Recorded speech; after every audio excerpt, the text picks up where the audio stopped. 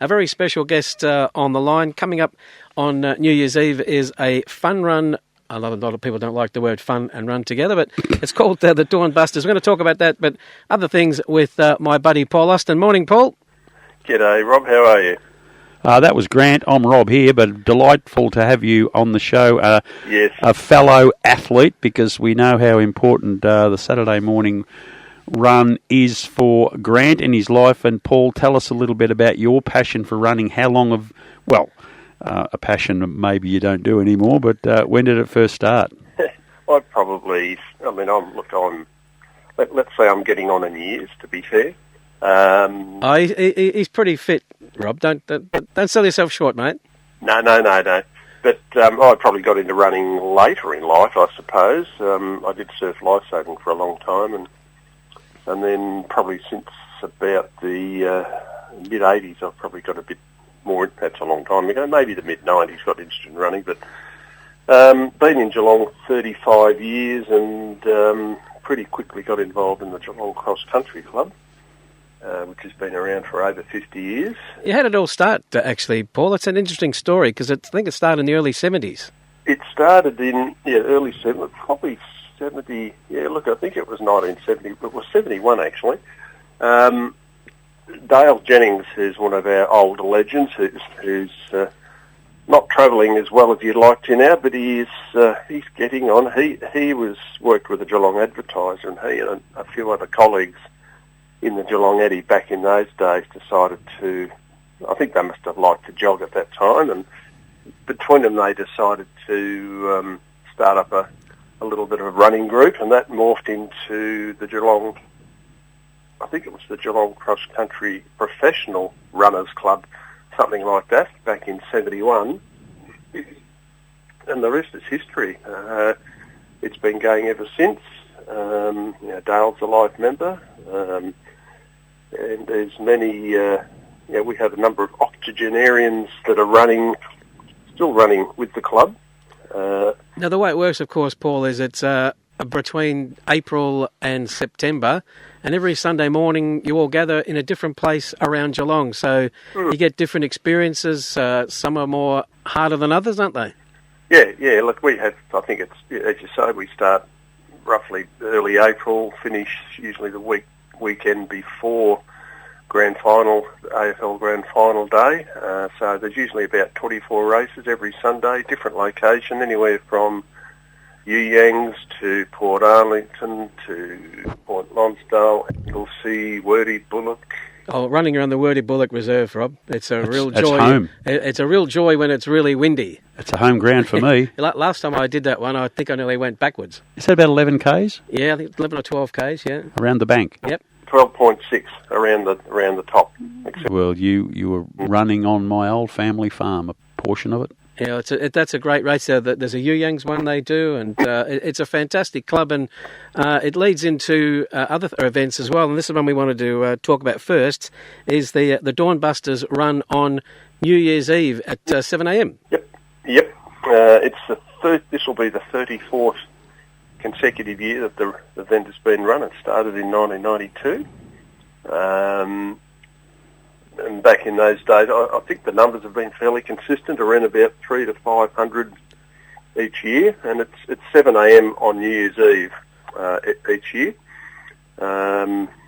It used to start in the Market Square, or Market Square in the mall, and run down to the waterfront and do a bit of a loop along the waterfront and then back into Market Square. And those are the days when you could run down the middle of Murrayville Street without any police presence. Well, that's not correct. No, there's a bit of a challenge now with all that's going on down at the waterfront in those years, isn't it? Yeah. Well, no, there were police on intersections, but we didn't pay for them. No. But now it's running on roads is something we steer right away from, even in our calendar year right through. We keep off road. So now it starts and finishes at the carousel on the waterfront, on Steam Packet Garden. That's that grass area between the carousel and the wharf shed. So we start there and basically head out east towards Eastern Gardens and do a few loops around the beach house and past the pools and it's a great event. It's only 5K. When I say only, it's 5K, so it's a pretty fast event. And even though we call it a fun run, and I agree, Robert. Sometimes it's very hard to connect fun with running, but it's over very quickly, and because it's the what we call the Dawnbuster, it starts at 7 a.m. sharp. So it's a good way to get the community out to get the cobwebs out of the system on the last day of the year and prepare for the new year. And of course the most pleasing thing is each year everything we receive in money from entries goes to Give Where You Live. A wonderful local charity indeed, that one. Yeah, and it used to be United Way. Even when I first got involved, it was United Way. Probably United Way sort of morphed into Give Where You Live in Geelong in 2011. So, but over those years, we've tried to estimate it. I think we've probably donated between 50 and 100,000. Yeah, it's good to the organisation over those years, and it's a great buzz just to be involved. And it's not just a one morning thing. It takes quite a lot to organise, and a lot of people behind the scenes. So you're obviously still looking for some volunteers to help, Paul? We certainly are. Each year, well, I'm the event coordinator, so I organise all the volunteers. We send out messages to our members starting last week, and I'll probably do another few emails yet, but we probably need around 40 to 50 volunteers on the day, excuse me, which involves registration, setting up the course, setting up drink stations, and then marshals out on the course, because you need marshals on the course, and it's always great as a runner to see people in vests, safety vests on corners and perhaps hazardous parts. It gives the runner confidence that they're going in the right direction, and they get. Yep. Although I'm usually at the back, so I've got people to follow in front of me. You're picking up the witches' hats. Yes, well, unfortunately, I'm coming back from a shoulder injury a few weeks ago, Paul. I broke my humerus. There's nothing funny about that. It wasn't funny at all. There's the first dad joke for the morning. I had to get one in. Yeah, so I'm hoping to be fit enough to do it on New Year's Eve, because it is a great way to start the day, and I know a lot of my friends congregate for coffee and a chat afterwards, but unfortunately it's a work day, so I have to run through the finish line and go home. I'm back to work. Right.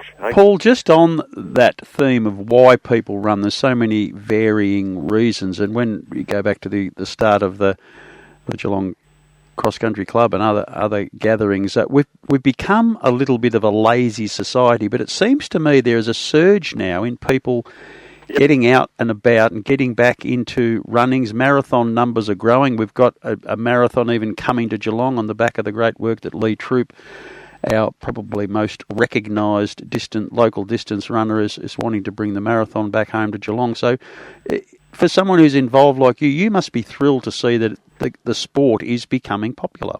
It's quite amazing, and we often reflect on why it's such a burgeoning thing now. Like, you've only got to go for a walk down the waterfront or along the Barwon River Trail, and it is chock-a-block full of people with prams, dogs, joggers, walkers, cyclists, you name it. The numbers have increased incredibly in the last few years, and I put it down to COVID. Probably the only good thing about COVID is it shut everyone down. It shut the whole country down, or shut the whole world down. And I think that really allowed people to sort of, perhaps re-benchmark or, reset their lives. And then once COVID lifted, people are keen to get out and into that beautiful open air again and start, walking, jogging. And, I'm amazed by the numbers and even the number of events these days. There's so many competing events. We have to... our season for the Cross Country Club, we do assess what other events are on through the year, just so that we don't have a key run that clashes with it, or we have an expectation that we might lose some of their members because they're going to run in this other public run, but it's quite incredible now, and it's very pleasing to see.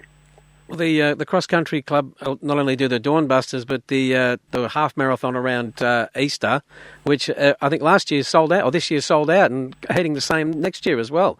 Yeah. So it shows there's a lot of people interested in doing it around Geelong, because we are so blessed with so many great places to run, aren't we? Yes. Yeah. I mean, you run around the Bowen River and you take it for granted.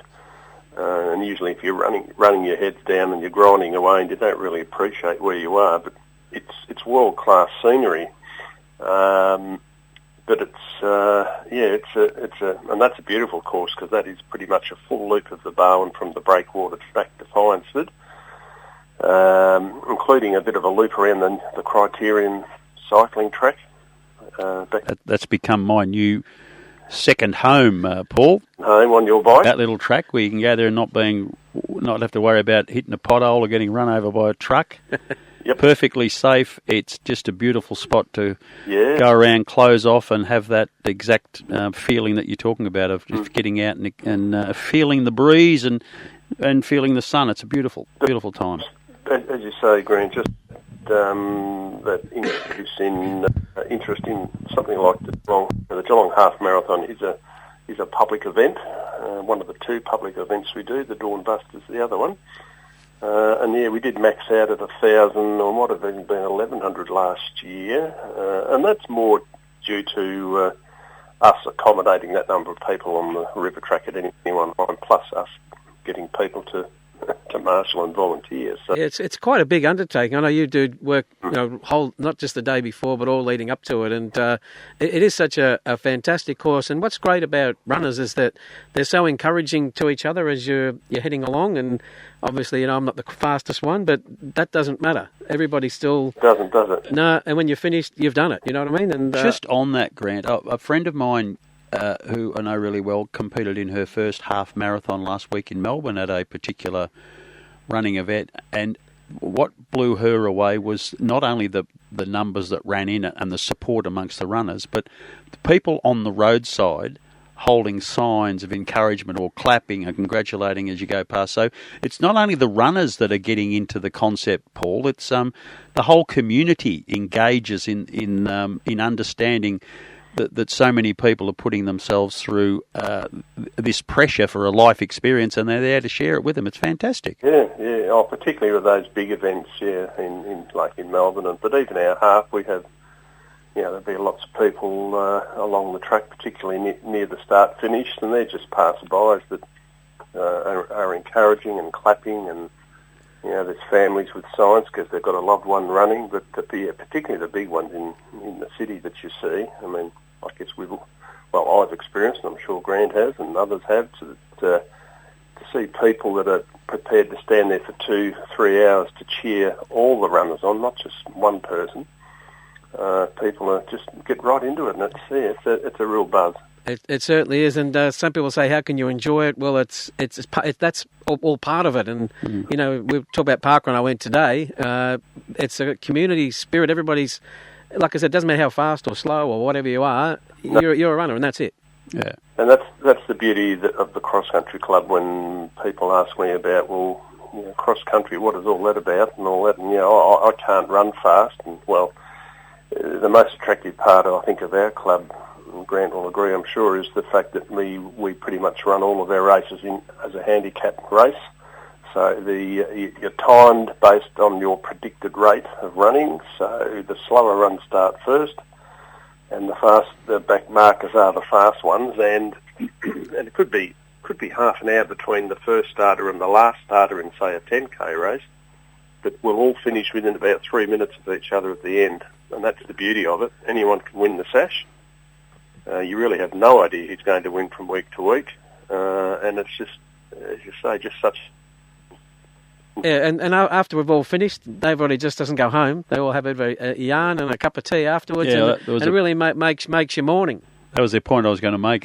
For someone who's been involved in footy and cricket clubs, you understand that the camaraderie and the mateship and the community aspect of it. So for someone outside of a running group, you think, how could a running group have that same experience. But the reality is you do. Well, in the recent Club Half Marathon, a friend of mine actually ran with me to encourage me along the way, and that's the sort of things a runner will do. And even with my injury recently, I couldn't run. They still made sure that I got to the morning teas and catches up, so I was included, which was really nice. Yeah. You were recovering really, Grant, weren't you, back in September when you did that half? Yes, that was my aim, and a week later I busted my shoulder, so I've got to do it all over again. to see you grind through that and come in and with a smile on your face, and I must admit, you didn't look a lot different to when you started. You're very kind, Paul. And I'm hoping to try and build myself up and do the one in April. Again, there's a bit of a challenge to get myself going again, because it does give you that when you've got that little effort to aim for. Because I've also entered the one in Lee Troop's one as well, so I need to be fit for that. But we should actually talk about how can you find out more about the Geelong Cross Country Club and the Dawnbusters runs. Well, certainly from the Cross Country Club perspective, I think our website is just simply www.gccc.au, I'm pretty sure. But if you just Google Geelong Cross Country Club, it'll come up, and it's got a very interactive website that you can pretty much see. And if you like, it'll give you it might give you the anticipated race calendar for 2026. I'm not too sure whether it's up yet. Is that finalised yet? Because I know obviously you'd have to work around Easter and the running festival. We finalised that about 3 weeks ago, but I'm just not sure whether it's up on the website yet, but you'll see it's a pretty interactive site. That's also got a link to the Dawnbuster. The best way to see, and I should mention Give Where You Live. We do run the event to raise money for them, but they are a really solid partner in the organisation event. They do all the advertising. They prepare all the runners' bibs. They've got registrations online. Which would you encourage online, or can you rock up on the day and pay your money and go along? You can either just rock up in the morning. Entries will close about 5 to 7, but you can anywhere from about 6:15. You can register, but you can also register online if you go to the Give Where You Live website, where as soon as you go on, you'll click on events. You'll see a Dawnbuster Fun Run, and it's got all the entry information on that. It's got an online entry system where you can pay online, and it's got it's got some great photography and a video of the start of last year's event. Yes, I know. I think Ken Walker was looking at the course recently and modifying it slightly, but there is a course map on there as well, and it is a fantastic day, and just a $20 basic donation for Give Where You Live, and there's even spot prizes at the end. Spot prizes at the end. We do have. I think we have some. Prizes we give the winners in each category, and I think there's 6 categories. I'm talking about under 18s, then you go 18, 29, 30, 39, that sort of thing. But we also have some spot prizes, and this year there'll be mainly $50 meal vouchers to eating establishments around the waterfront and Geelong. So they're always good to get people to hang around, because afterwards, as usual, everyone chats about what time they did and how good it was, and this is probably 7:30, 7:45 in the morning. We're packed up and almost gone by 8:30. You wouldn't know we'd even been there. So it's such a great event, because it's it starts early, but it starts and finishes before most people are up. Well, most of us runners, Paul, we like to get up early and get it done before the... so I know one year it was going to be like 35 degrees, so I was very grateful it was on at 7 o'clock in the morning. Yeah. Well, that's always a challenge, but the 7 a.m. starts usually means it's rarely an issue. I know one year it fell on a Saturday, Rob, so we had to go 7 a.m. for the Dawnbusters and then jump in the car and get to park run for 8 o'clock. So at least we haven't got that to worry about this year. Just on those incredible times, with the bike stuff I do, I've been introduced to Strava, and it's wonderful. There's probably many other apps similar where you can measure your run and show it to the world and compare, and then obviously challenge yourself to go quicker or longer, whatever the case may be. And so, Paul, in your club, is that something that you use a lot to share your information, chat, challenge, shayak? Yeah, look, the members do, yeah. It's not a club organised thing, of course. It's up to the individual if they want to load up Strava on their Garmin watch or their Apple Watch, whatever. But yeah, Strava's widely used. I use it, and you can see others. I usually see Grant and his crew from Parkrun doing their weekly jaunt or the waterfront, and you can hit like or you can make comment. But it's just a great way to follow everybody else, and that's cycling, swimming, running. There is one thing with the Garmins, and Paul will see this, that if you have an accident or whether, make sure you pause your Garmin first. Well, my friends didn't pause my Garmin when I fell over, and my blood pressure went right through the roof. So, Well, you took 2 hours to run 5Ks. Well, actually, I ran a minute K that day because we were heading up Maribel Street to the ambulance hospital. Well, and then the other one is you can forget to turn it off when you drive home, and you. That's happened All before. the time, yeah. Yeah. A little embarrassing. Well, Paul, look, it's been great to talk to you this morning. We can. I'll certainly be going down for the Dawnbusters, and just to clarify where you need to go online for more information. Yeah, look, the enter online, go to Give Where You Live website, so you can just Google Give Where You Live. You'll come up to their main website. You'll see the top events, or one of the tabs is events, so just hit that and the Dawnbuster will come straight up in your face, and then there's all the entry stuff there. Or pretty much come any time after, look, even 6 a.m. we're probably ready to go, but anywhere from 6 a.m. to 5 to 7 you can register on site, which is immediately in front of the carousel on the waterfront.